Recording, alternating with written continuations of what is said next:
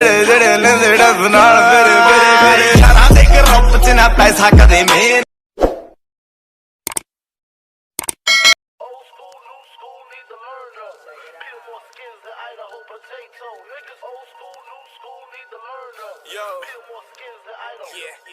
ਆਓ ਮੋੜਿਆ ਕਿਸੇ ਤੋਂ ਜੱਟ ਮੁੜਿਆ ਹੀ ਨਹੀਂ ਕਹਿੰਦੇ ਰੋਕਣਾ ਮੈਨੂੰ ਮੈਂ ਅਜੇ ਤੁਰਿਆ ਹੀ ਨਹੀਂ ਆ